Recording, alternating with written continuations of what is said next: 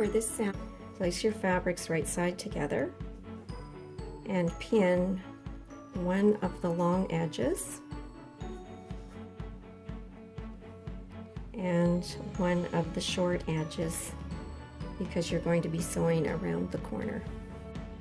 For the outside corner, you start the same as the plain seam. So you're lined up on the 1.5 line and you are far enough under the needle so that the needle is going to start sewing on fabric. And again, you're going to lower your presser foot and you're going to start with 3 or 4 stitches and reverse, same number, and then we're going to go forward. And I'm going to sew until I am about 3 centimeters from the corner. Now there's no exact, if you're a little bit more or a little bit less, that's okay. And then I'm going to stop and I'm going to change my stitch length. And I'm going to change it to 1.5. And the reason we're doing this is because when we sew corners, we often trim them close to the stitching, and a shorter stitch length is a stronger stitch length. So now I'm going to sew until I am approximately 1.5 centimeters from the corner. Now this is a little tricky, but on your machines there is actually a line that it shows you where to turn. Now this machine doesn't have that particular mark, and so I'm eyeballing it, but what I do is, as I get close to the corner, I'm going to, instead of using my foot, I'm going to use the balance wheel to sew, because if I use my foot I might sew too far. And so I'm now going to lower the needle because I actually think I'm 1.5 centimeters away. And I want to lower the needle because I want my fabric to stay in position for the next step. I'm going to raise my presser foot, and now I'm going to pivot my fabric, and I'm going to look at where it lined up over here. And I'm actually too far away. It's almost on the 2.0 line.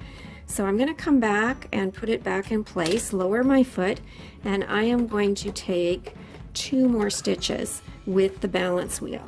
And I'm going to stop again with my needle down, and I'm going to turn, and now I'm almost exactly on the 1.5. Now there's one more thing I need to do. I'm going to pivot so I am at an angle, almost a 45-degree angle here. I'm going to lower my presser foot and I'm going to take 1 stitch. So I'm raising the needle and lowering the needle. That's 1 stitch. Then raise your presser foot and you're going to turn, and you'll be lined up with the 1.5 line here now. And I'm going to sew a few stitches, and you can go 1 or 2 centimeters on that, and then I'm going to lengthen my stitch length, go back to 2.5, and I'm going to finish sewing this edge. And I'm going to go up to the edge, and I'm going to back stitch and come forwards my 3 stitches. And again, raise your presser foot, trim your threads, go back to the other side, trim your threads, and that's your corner. Now you might be wondering, why did you sew 1 diagonal stitch at the corner when you want a square? Well, in actual fact, that 1 diagonal stitch, when we finish working with this and then go to turn it, that 1 little stitch actually helps you get more of a square corner than if you did an actual sharp 90-degree angle on turning the corner. And so that's why we do the stitch, and we shorten the stitch to make it stronger for so that it's not going to rip out easily. When you finish sewing your outside corner, you are going to trim, grade, and clip. And so trimming, you're going to cut approximately half the seam allowance, which is the distance between your stitching and the edge of the fabric. So we're going to cut, I'm probably cutting a little less than half, and you want to do that on both edges along where you sewed your corner. And then you are going to grade this, and to grade it you are going to cut 1 seam allowance shorter than the other one.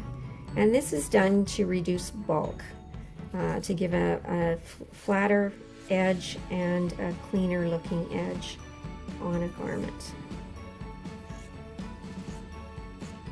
And then we're going to clip the corner. And to clip the corner, basically it is a diagonal cut right across the corner.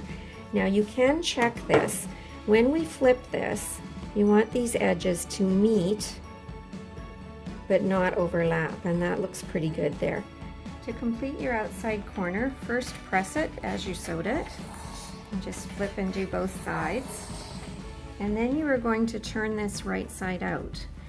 Now, to pull out or push out the corner, you can use a point turner like this, which is actually designed to help push the corner out, and it's got a gentle edge on it to get a nicer corner. Now, quite often I use my shears, but you can see they've got a fairly sharp tip, so I have to be very careful because I could push the tip right through there if I wasn't careful. Now, if it doesn't pull out enough, I sometimes use a pin to pull out the edges, but this one has turned well. And then you're going to press it one last time. You just want to press neatly along the seam edges here. And do the one side. Be careful with the iron that you don't burn your fingers on the steam. And then flip it and turn the other side. And that is your completed outside corner.